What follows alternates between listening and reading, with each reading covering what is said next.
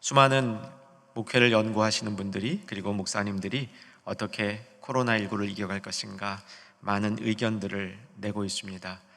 제가 동의되는 부분도 있고 그렇지 않은 부분도 있지만, 정말 동의되는 부분 한 가지는 기도를 활성화해야 된다. 이전보다 더 차원 높은 기도를 드려야 된다. 이 점에 대해서 동의합니다. 비근한 예로 중국 교회는 우리보다 훨씬 더 먼저 어려움을 겪었고, 또 코로나도 먼저 겪었습니다. 이 코로나를 겪으면서 중국 가정교회들이 기도회로 승리하고 있는 모습이 역력히 전해지고 있습니다. 비록 대면으로 모이지 못하지만 비대면으로 정기적으로서 모여드리는 그 기도가 중국 교회를 살리는, 그 이전보다 더 강력한 교회를 만들어가는 힘이 되었다. 그들의 간증입니다.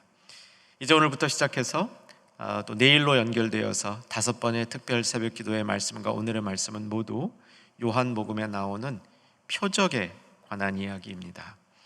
요한복음을 표적의 책이라 이렇게 부르기도 합니다. 특별히 요한복음 전반부라 그러는데 1장에서 12장까지, 13장에서 후반부가 시작되면서 예수님이 다락방에서 제자들과 만찬을 하면서 끝까지 사랑하신다 말씀하신 것이 후반부의 시작이라면, 요한복음 전반부 12장은 표적으로 가득 차 있습니다.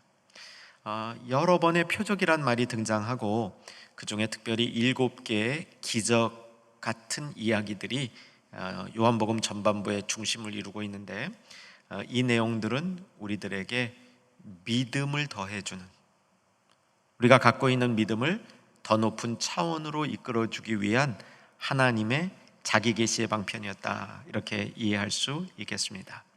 6번의 말씀을 들어야 되므로 표적이라는 용어를 먼저 잘 정리해 두어야만 혼선이 없을 것 같습니다. 우리말에서 요즘 표적이라는 말을 들으면 좀 부정적입니다. 왜냐하면 표적 수사, 이 표현이 머릿속에 떠오르기 때문이죠. 표적 수사 별로 기분이 좋지 않습니다. 집요하게 이제 숨겨진 것을 드러내 파서 결국 벌 주기 위해서 이렇게 표적 수사, 특별히 나에게 표적 수사를 누가 한다 그러면 기분이 안 좋습니다. 그런데 성경에 오늘 나오고 있는 이 표적이란 단어, 오늘 본문에서는 11절에 표적이란 말이 등장하고 있는데, 이 표적은 한자어로 표적 수사랑 다릅니다. 여기서 말하는 표적은, 성경에서 말하는 표적은 이런 의미이죠. 드러난 외형들이 이 그 흔적, 자취를 남기면서 원래의 모습을 쫓아갈 수 있도록, 원래의 모습을 파악해 볼 수 있도록 하는 그런 장치, 이런 의미라 보여집니다. 사실 저는 한자어보다는 원어가 더 편한데요, 헬라어 원어에서는 세메이온이라는 말입니다. 영어로는 보통 사인으로 번역이 됩니다. 영어로 사인이란 말, 우리말로 표적이란 말, 다 그렇게 쉽게 이 성경적 의미를 딱 붙잡지는 못하는 어휘인 것 같습니다. 이제 그 의미를 조금 더 풀어보면요, 표적은 하나님이 하나님의 뜻을 드러내 주시는데, 이 드러난 뜻을 받아들일 때, 그때 이것을 받아들이는 사람들은 믿음을 갖게 된다는 겁니다. 그리고 또 중요한 부분은 뭐냐면, 하나님이 딱 어떤 목표를 정확히 찝어서 그에게 맞춤형으로 일정한 사람들에게만 하나님의 뜻을 가르쳐 줄 때, 그리고 그 뜻을 따라올 수 있도록 이끌 때, 이것을 표적이라고 표현한다, 이렇게 정리해 두시면 좋을 것 같습니다. 그러므로 표적이 베풀어졌을 때 모든 사람이 그것을 다 깨닫지 못합니다. 그것을 보고 믿음을 갖는 사람들은 제한된 사람들이죠. 그들이 축복받은 사람들이 되는 겁니다. 사랑하는 여러분, 오늘부터 시작해서 닷새 동안 특별 새벽 기도를 하는 동안, 6번의 표적에 관한 말씀들이 선포되는 동안, 사랑하는 온 충현의 가족들이 믿음이 더해지는 역사가 일어나기를 소망합니다. 하나님이 나를 구체적으로 정하셔서 나에게 자기를 보여주시고 나를 이끌어서 하나님의 세계로 가져가시는, 데려가시는 그 역사를 경험하는 이 오늘 주일과 새벽 특별 기도의 시간이 되기를 기대하는 것입니다. 오늘 기대하는 마음으로 첫 표적을 열어가 보도록 하겠습니다. 오늘 말씀은 매우 잘 알려진 말씀이죠. 유년중학교 시절 때부터 하나님이 말씀하시니 물이 변하여 포도주 됐네, 바로 그 사건입니다. 자, 이 사건 한번 같이 훑어보면서 혹 그동안 놓치고 있는 구석구석까지 살펴보고 오늘 우리에게 전달해 주시는 주님의 메시지 붙들고 다시 삶으로 그 말씀 가지고 가는 이 기대를 하시기 바랍니다. 1절 보시면 사흘째 되던 날이라는 말이 나오고요, 표적의 일이 일어났던 장소는 갈릴리 가나 혼인잔치가 있었고요, 이 혼인잔치의 2절에 예수와 그의 제자들도 거기에 참여하고 있었습니다. 예수와 제자들뿐만 아니라 1절에 보니까 모친 어머니 마리아도 참석하고 있었습니다. 성경이 좀 특이한 경우이죠. 예수님의 어머니가 등장하는 사건이 많지 않습니다. 혼인잔치의 가장 중요한 준비물, 그러니까 혼인잔치를 베푸는 사람들이 가장 신경 써야 될 게 포도주라고 합니다. 하객을 접대하기에 충분한 포도주가 마련되어 있어야 되는데 중간에 포도주가 떨어지면 잔치가 아주 실망스러운 모습으로 전락된다 합니다. 그런 일이 벌어진 거죠. 그때 어머니가 개입을 합니다. 잔치가 맞이할 어려움에 대해서 아들 예수께 이런 어려움이 있다라고 알려만 주십니다. 사실 알려만 주고 계시지만 실제로는 간접적으로 요청하신 것 같아요. 어떻게 좀 해볼 수 있으시겠습니까? 아들에게 이렇게 요청한 것 같습니다. 그런데 4절을 보면 예수님의 대답이 시큰둥합니다. 여자여, 나와 무슨 상관이 있으니까? 내 때가 아직 이르지 아니하였나이다. 이 부분은 뒤에 조금 더 해석을 해봐야 됩니다. 많은 성경 독자들이 이 부분에서 어려움을 겪기도 하죠. 그런데 이렇게 말씀하시고 예수님께서 실제로는 포도주 문제를 해결하시는 겁니다. 말로는 때가 이르지 않았다고 얘기하더니 나와 무슨 상관이 있냐고 어머니께 되묻더니 실제로는 기적을 행하는 겁니다. 포도주를 공급해 주는 거죠. 공급해 주는 방식은 6절에 보니까 정결 예식을 따라 두었던 물 항아리, 그 물 항아리 속에 물들을 포도주로 바꾼 것입니다. 이 포도주, 물이 포도주가 된 사건은 신랑에게는 참 호재가 되었습니다. 연회장이라는 인물이 등장하죠. 8절, 9절 연회장이라는 인물이 등장을 하는데 이 연회장은 모든 잔치를 주관하는 인물입니다. 그리스 문화에 특별히 나오는 인물인데요, 이 모든 것들을 주관하는데 보통은 그 잔치의 웃어른, 제일 참석하는 웃어른이 맡기도 하고 우리 문화하고는 달리 투표를 해서 대회장을 즉석에서 뽑기도 한다 그럽니다. 어쨌든 이 잔치를 총 주관하는 이 사람이 포도주를 맛보더니 이 신랑 정말 괜찮은 친구인데, 보통은 취한 다음 좋지 않은 포도주가 나오는데 취한 다음에 더 좋은 포도주가 나오네. 신랑은 포도주가 없어져서 큰 낭패를 받을 것 같은 위기에서 오히려 칭찬을 받고 혼인이 끝나는 장면입니다. 예수님이 만든 포도주니까 아마도 이 수준이 굉장히 좋았던 것 같습니다.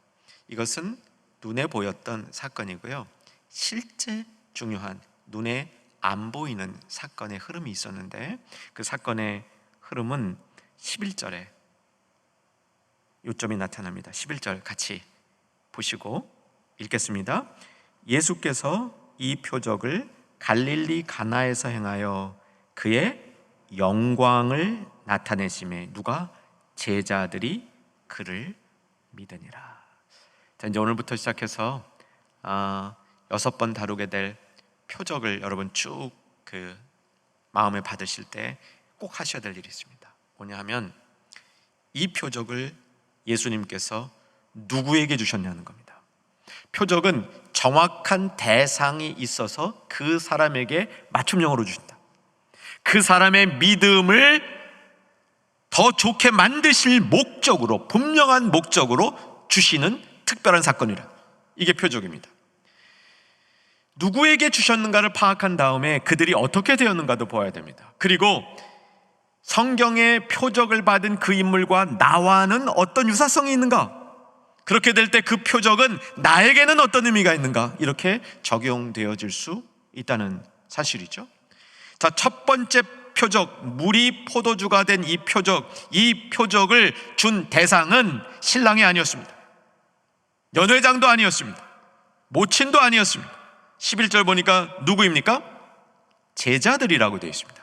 제자들에게 준 표적이고, 제자들이 이것을 통해서 더 깊은 믿음으로 발전해 나갔다. 그 믿음으로 발전해 나가는 그 중간 그 연결고리에 영광이 있었습니다. 이 표적을 통해서 예수님의 영광이 나타났고, 그 영광을 보고 믿었더라, 믿음이 더 깊어졌더라, 이런 가르침인 것이죠. 그럼 이 제자들은 누구인가 살펴봐야 됩니다. 1절로 돌아가시면 됩니다. 1절로 가시면 나흘째 되던 날, 도대체 이건 뭐로부터 나흘째 되던 날인지 불분명하죠. 2장 1절이니까 당연히 1장에 그 내용이 있는 겁니다. 무슨 내용이냐면 예수님께서 제자들을 부르신 겁니다. 다른 복음서와 달리 예수님이 요한복음에서 예수님이 제자를 처음 부르시는 장면을 보게 되면요, 세례 요한의 제자들을 세례 요한이 예수님께 보내요. 그들이 예수님의 제자가 된다, 이런 구조인데, 앞에 1장 끝부분을 읽어보게 되면 이 대목까지 적어도 4명, 많으면 6명의 제자가 생깁니다. 1장 끝부분의 내용들은 이번 주 지나고 그 다음 주 저녁 기도의 시간에 거기부터 이어서 말씀으로 다루게 될 것이니까 기대해 주시기 바랍니다. 4명에서 6명의 제자가 생긴 겁니다. 아직 12명이 안 생겼습니다. 4명에서 6명의 제자만을 데리고 혼인잔치에 갔는데, 이 혼인잔치에 물이 포도주가 되는 표적을 통해서 결국은 나흘 전에 예수 믿고 따르는 제자들이 견고한 믿음으로, 믿음 생활에 있어서 결정적인 확신을 주는 믿음을 갖게 되는 사건으로 물이 포도주가 되는 표적을 사용했다는 겁니다. 금방 적용이 되시겠습니까? 나에게 물이 포도주가 되는 이 표적이 있기를 소망하십시다. 이건 진짜 막 내 물이 포도주 바뀌고 뭐 이런 그 똑같은 일이 반복되는 기적이 아니라, 정말 예수님이 믿어지는, 정말 예수님이 왜 이 땅에 오셨는가, 왜 나를 구원하셨는가, 예수님의 목적, 예수님의 계획이 나의 삶 속에, 나의 심령 속에 확실히 깨달아지는 표적, 이것이 물이 포도주가 된 표적의 의미입니다. 여러분, 연초에 우리가 이런 확신이 한 번 더 있었으면 좋겠습니다. 이런 더 깊이 있는 믿음으로 우리가 한 걸음 발전했으면 좋겠습니다. 그래야 2021년, 어쩌면 2020년 못지않게 그보다 더 어려울 수도 있는 이 시기를 성도답게 살 수 있는, 하나님의 자녀로 걸맞는 삶을 이 세상에서 살 수 있는 힘을 우리가 얻게 되리라 확신합니다. 이렇게 나흘 전에 예수님이 제자들을 찾았는데, 이제 오늘 본문이 시작이 되면서 우리에게 주어지는 교훈은 때에 관한 교훈입니다. 이 제자들이 물이 포도주가 된 표적을 통해서 깊이 깨달은 사건은 때의 비밀을 안 거죠. 시간의 비밀을 알게 된 겁니다. 하나님이 세상을 창조하시고 이 세상을 마무리할 때까지 정말 굉장히 긴 시간이 이 세상에 주어졌습니다. 사랑하는 여러분, 이 긴 시간 중에 가장 중요한 그 순간, 가장 중요한 때가 언제일까요? 예수님이 고난을 당하시고 십자가 지시고 달리시고 죽으시고 부활하신 시간이죠. 그게 성경에서 얘기하고 있는 가장 중요한 시간, 그 때입니다. 하나님이 하나님의 백성을 구원하시는 때, 그 구원하기 위해서 모든 인간의 죄를 용서하실 수 있는 그 길을 마련해 놓은 그때, 예수님이 십자가에 달리시고 운명하시고 부활하시는 그때가 가장 중요한 때인 것이죠. 자, 이 관점에서 이제 4절부터 7절까지 담겨 있는 우리가 다소 이해하기 어려운 부분들을 이해해 보도록 해보겠습니다. 자, 어머니가 요청을 받았을 때 예수님께서 4절에 여자여 나와 무슨 상관이 있나이까. 여자여라는 말을 언뜻 들으면 좀 이렇게 경히 여기는 말처럼 들리지만 학자들의 결론은 그렇지 않습니다. 이것은 오히려 어머니를 높이는 말일 수도 있고 적어도 보통 쓰는 말이다 이렇게 보시면 되고요. 너무 이 말에 그 마음 두시지 마시기 바랍니다. 나와 무슨 상관이 있습니까? 그리고 예수님께서 처음 말씀하신 것은 아직 때가 이르지 않았습니다. 이때 아직 이르지 않은 때라는 것은요, 곧바로 예수님이 십자가 지지 않을 겁니다. 아직 몇 년의 시간이 있습니다 라는 말씀을 하신 겁니다. 이때는 예수님이 막 공생애를 시작할 때이죠. 한 3년 정도 공생애 사역을 예수님이 지속하실 겁니다. 그 후에 십자가 지실 겁니다. 아직 십자가 지고 부활할 때까지 몇 년의 기간이 더 있습니다. 때가 이르지 않았습니다 얘기하는 겁니다. 그 말을 듣고 모친이 5절에 보면 하인들에게 이르되 무슨 말씀을 하시든지 그대로 하라. 이 부분은 어머니 마리아가 예수께서 어떻게 하실지를 대충 감잡고 있었다 이렇게 보입니다. 예수님의 모친 마리아는 결코 아들을 힘입어서 자기 자신을 좀 드러내 보이고 위세를 떨려는 어머니는 아닌 것 같아요. 혹시 여러분 그런 어머니과에 속하십니까? 충영교회 어머니들은 안 그러실 것 같습니다. 보통 자식에게 피해 주는 게 참 싫지요. 자식을 통해서 나 자신이 막 드러나는 걸 원치 않을 겁니다. 자식에게 피해를 주면서까지. 여기서 보여주고 있는 이 모친의 이 모습 속에는 지혜가 있다고 보일 수 있습니다. 사실 마리아는 예수님이 태어날 때부터 또 예수님이 아기 시절서부터 어떤 인물이라는 것을 100%는 아니지만 상당 부분 정확히 알고 있었던 것으로 보입니다. 예수님께서 태어나시던 그날에 목자들이 들판에서 하늘에서 얘기하는 그 음성을 들었죠. 하늘에서 음성을 들었는데 우리가 잘 알고 있는 2장 14절에서 얘기되고 있는 지극히 높은 곳에서는 하나님께 영광이요 땅에서는 하나님이 기뻐하신 사람들에게 평화로다. 이 말씀은 천상에서 일어났던 찬송의 내용입니다. 그런데 누가복음을 잘 보면 이 찬송 이외에 천사들이 목자들에게 네가 가서 예수님의 부모에게 이런 얘기를 좀 전해라 라는 이야기가 있어요. 그 내용은 성경에 기록이 안 돼 있습니다. 전하라는 전달 사항만 받아서 전했다 이 얘기만 나오는데 누가복음 2장 19절이죠. 마리아는 이 모든 말을 마음에 새기어 생각하니라.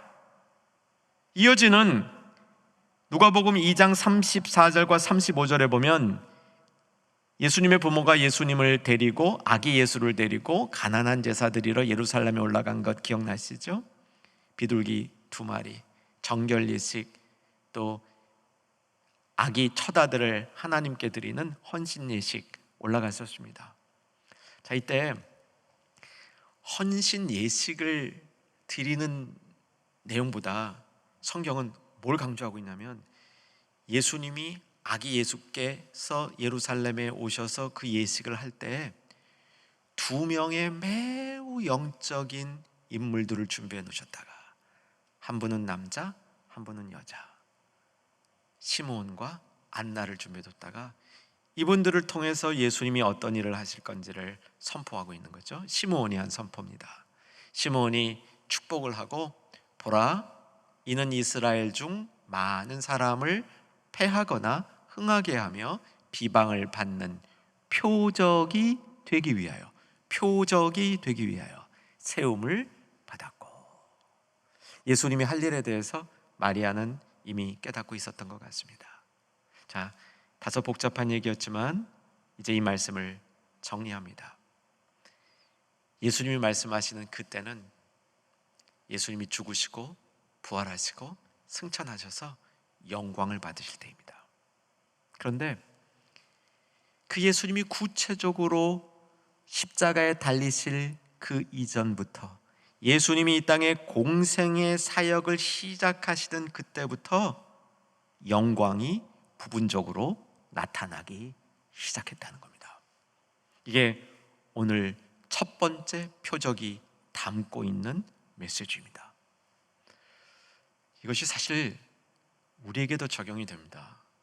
우리에게 어떻게 적용이 되냐면요, 예수님이 십자가에 달리시고 부활하셔서 하나님의 영광이 나타났는데 우리는 그 영광을 맛보고 살아가는데 앞으로 다가올 더 빛나는 영광이 있다는 겁니다. 언제 봤죠? 그거는 우리가 새하늘 새 땅에 하나님 나라에 온전히 들어가게 됐을 때 그 영광을 받게 된다. 이 구조를 미리 보여주는 것이죠. 예수님의 영광은 요한복음 1장 14절에서 선포되어 있죠. 말씀이 육신이 되어 우리 가운데 거하심에 우리가 그의 영광을 보니 아버지의 독생자의 영광이요 은혜와 진리가 충만하더라. 이 개관이에요, 개관.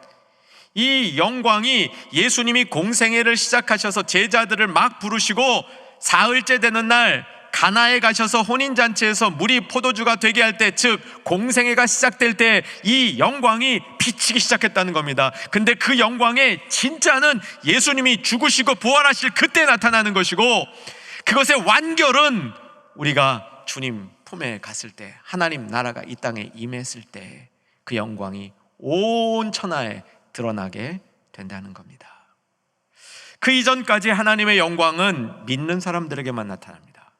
그래서 오늘 가나의 혼인잔치에서 물이 포도주가 된 사건의 표적은 누구를 향해서 줬다고요? 제자들, 믿는 사람들에게 준 표적이고, 이들을 이끌어 더 깊은 믿음으로 인도해가는 하나님의 사랑이요 하나님의 장치라는 사실입니다. 여러분, 물이 포도주가 된 사건의 의미가 조금씩 벗겨지십니까? 우리에게도 이런 표적이 임할 수 있기를 기도하십시다. 주님의 영광을 조금 더 깨달을 수 있는 우리들의 첫 한 주, 새해 첫 한 주가 될 수 있기를 기대해 보십시다. 자, 물이 포도주가 된 이 사건의 조금 더 깊은 의미를 찾아가면서 이제 우리가 더 붙들어야 될 메시지로 갑니다. 물이 포도주가 된 사건에서 우리가 놓치지 말아야 될 거는요, 어떤 물을 어떤 양의 포도주로 바꿨냐는 거죠. 다시 오늘 본문으로 돌아와 보면 6절에 유대인의 정결 예식을 따라 두세 통 드는 돌 항아리 6개. 두세 통은 항아리의 이 덩치를 얘기하는 겁니다. 얼마나 그 많은 물을 담을 수 있는가. 두세 통은 우리 식으로 말하면 현재 우리가 사용하는 도량형으로는 100리터 정도다, 이렇게 이야기합니다. 100리터에 6개니까 600리터. 600리터의 물이 포도주로 바뀐 겁니다. 저는 잘 모르겠는데 600리터의 포도주를 몇 사람이 마실 수 있을까? 이 계산한 분에 의하면요, 3,000명 정도가 마실 수 있답니다. 다량의 포도주를 의미하는 겁니다. 이것은 당시 가나 주변에 있었던 나사렛, 그 주변에 몇 개 마을들, 다 작은 마을들입니다. 사람들이 많이 살지 않았던, 한 마을에만 30명, 많아야 100명도 살까 말까 했던 마을들이기 때문에 그 마을 주변을 다 모아놔도 못 마시는 양인 거예요. 상징적인 의미가 있다는 거죠. 여러분, 구약 성경에서 다량의 포도주가 상징하는 것은 뭐냐면 하나님의 마지막 때의 축복이라, 하나님 나라가 임할 때 일어나는 그 풍성한 축복을 다량의 포도주로 설명하는 경우가 종종 나옵니다. 소선지서 중에 마지막 종말을 다루는데 쓰여진 그 소선지서 중에 대표적인 게 요엘이라는 책이죠. 마지막 때 성령이 임하시면 예언할 것이요 그 있는 선지서입니다. 이 요엘서 3장 18절에 보게 되면 그날의 산들이 단 포도주를 떨어뜨릴 것이며, 그러니까 막 산 전체가 포도주를 막 흘러내릴 것이며 이렇게 표현한 게 이거 상징이죠. 하나님 나라의 풍성함을 표현하는 겁니다. 하나님 나라가 임했을 때 그 안에 일어나는 그 잔치적인 분위기, 사람의 마음이 정말 하나님 때문에 가득 채워지고 있는 그 기쁨의 상태를 이렇게 표현하는 것이고요. 아모스, 이사야, 스가랴 등에서 이 표현은 반복적으로 나타나고 있습니다. 다량의 포도주가 하나님의 나라, 하나님의 새로운 세계가 열리는 것을 보여주는 것은 오늘 본문의 내용과 매우 잘 연결이 되는 거죠. 예수님께서 십자가에 달리시고 그래서 죽으시고 부활하실 그때 영광이 나타날 그때 하나님 나라가 이 땅에 이루어진다는 것이죠. 하나님 나라가 이루어질 때 그때 하나님 나라의 풍성한 통치가, 그 기쁨이, 그 누구도 막을 수 없는 그런 밀려오는 기쁨이 이 땅에 이루어진다는 것이요.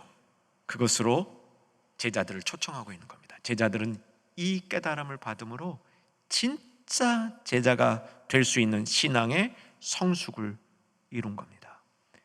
그저 물로 자신을 씻어서, 내가 스스로 열심히 나 자신을 씻어서 착한 사람, 좋은 사람 되겠다는 구약적 노력이 아니라 하나님 안에서 하나님이 공급해 주시는 흘러내리는 축복을 받아서 그 축복 가운데 잠겨서 하나님의 제자로서 살아갈 수 있다는 이 새로운 시대의 축복을 물이 포도주가 되는 사건을 통해서 이들이 영적으로 경험하고 있는 것이죠. 여러분, 이 표적은 우리에게 꼭 있었으면 좋겠습니다. 이 표적이 다시 한번 선포하지만 매우 힘들 수도 있는 2011년을 이기는 우리에게 개별적으로 맞춤형 되어 있는 하나님의 축복이요, 이 표적을 통해서 우리가 다시 하나님의 풍성한 세계로 이끌려가는 그런 역사를 경험할 수 있기를 간절히 소망합니다. 보이지 않던 세계가 나타난 게 물이 포도주가 된 표적의 또 다른 설명입니다. 보이지 않던, 이전에는 보이지 않았던 하나님의 세계가 포도주의 상징으로 나타나고 있는 것이죠. 11절 다시 보시면 예수께서 이 표적을 갈릴리 가나에서 행하여 그의 영광을 뭐 하심에? 나타내심에. 보이지 않았던 하나님의 비밀을 나타내시는 것, 이것이 물이 포도주가 된 표적에 또 하나 붙들어야 될 우리의 교훈인 것이죠. 주님, 제가 못 보던 하나님 세계의 오묘한 것, 멋있는 것, 위대한 것, 커다란 것, 그거 맛보면 세상 맛 다 잊을 수 있는 그 하나님의 세계를 보여주시옵소서, 나타내 주시옵소서. 이것이 이루어지는 것이 물이 포도주가 된 사건의 핵심이 되는 것이죠. 자, 이 물이 포도주가 된 사건을 설명하는 또 하나의 표현이 본문에 담겨 있는데 그거 살펴보겠습니다. 9절입니다. 연회장이 물로 된 포도주를 맛보고 너무 맛있었습니다. 그 다음 하는 얘기입니다. 어디서 났는지 알지 못하되. 근데 아이러니가 발생하죠. 물떠온 하인들은 알더라. 이 물떠온 하인들이 제발 예수 제자 됐으면 좋겠습니다. 이들은 예수님께서 제자에게 베푸시는 그 표적을 옆에서 보고 있었는데 봤으니 이 하인들도 예수님 제자가 좀 되었으면 좋겠습니다. 제 바람입니다. 그런데 연회장은 몰랐더라. 여기서 우리가 눈여겨봐야 될 표현이 어디서 났는지입니다. 여러분, 요한복음에 어디서 났는지를 가지고 의문을 던지고 성도에게 그 깨달음을 촉구하는 표현이 참 많이 나옵니다. 굉장히 많이 나와요. 몇 번 여러분 나눌 겁니다. 비근한 예로 이제 3장에 가면 중생 니고데모 얘기할 때 바람이 어디서 불러서 어디로 가는지 아느냐, 그거 모르는 것처럼 성령이 하는 일도 모른다. 그런데 깨달은 자는 안다, 그 얘기예요. 여러분, 물이 포도주가 된 사건은 뭐냐면 어디로 났는지 모르던 것을 깨닫는다, 그런 얘기입니다.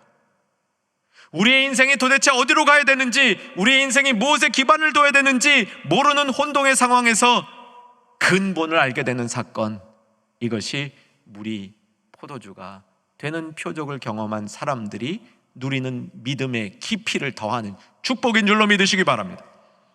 사랑하는 충현의 가족들, 어디서 났는지 어디로 가는지 여러분 확실히 아는 믿음 가운데 거하시기를 주의 이름으로 축원합니다.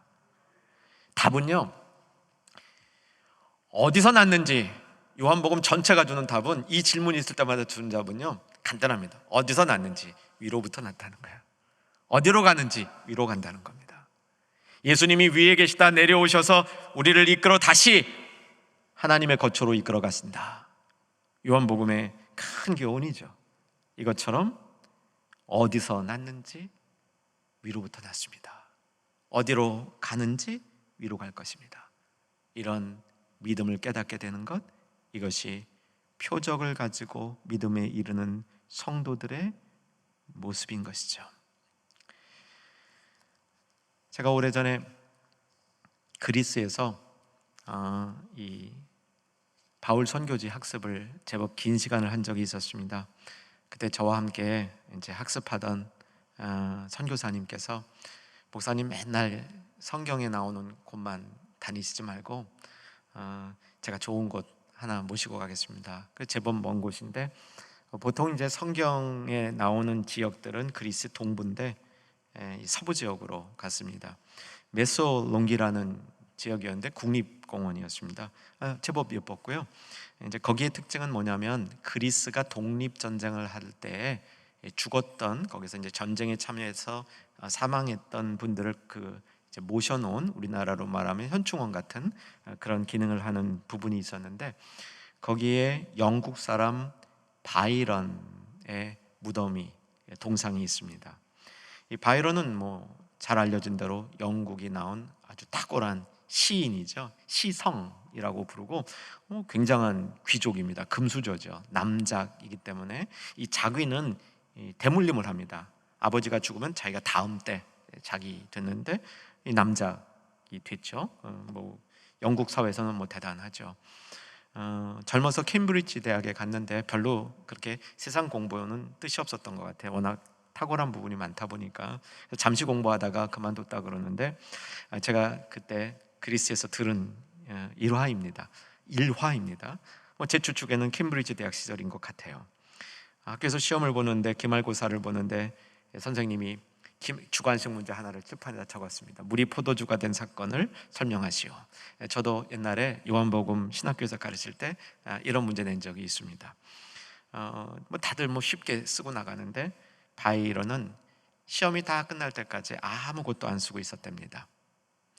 선생님이 답답해서 자네 몇 글자라도 쓰고 나가야 낙제는 면하지 않겠나 그랬는데, 이제 딱 시험 끝날 무렵에 한 줄 쓰고 나갔답니다. 물이 그 주인을 만나니 얼굴이 붉어졌더라. 참 시적이죠. 가만 생각해 보면요, 요한복음 이 첫 번째 표적을 참 잘 이해하고 있는 모습이에요. 포도주의 근원이 어디서 비롯되었는지 예수님이라는 거예요. 주인 예수님을 만나니, 예수님과의 만남, 그분 인생이 나에게 찾아오시고 개입하셔서 나를 하나님의 풍성한 세계 안에 두시고 변화시켜서 영생의 후에 맛볼 그 변화를 이 땅에서 체험하게 해주시는 것, 이것이 포도주 사건의 의미이죠. 마지막 정리합니다. 포도주는요, 예수님의 보혈도 상징합니다. 오스카 쿨만이라고 참 제가 좋아하는 신학자가 있는데, 이 오스카 쿨만이 요한복음 19장 끝부분에 예수님께서 십자가에 달리신 그 상태에서 이미 운명하셨지만 확인을 위해서 군병들이 옆구리에 창을 찌르는 장면, 뭐와 뭐가 나옵니까? 물과 피가. 그것이 바로 가나의 포도주 사건과 연결되어 있다, 이런 해석을 한 부분이 있습니다. 저는 정당하다고 생각합니다. 물이 포도주로 바뀐 사건은 우리가 일어나는 정말 변화, 우리가 정말 붙들어야 된 참된 신앙의 깨달음은 보혈에 대한 깨달음이라는 것이죠.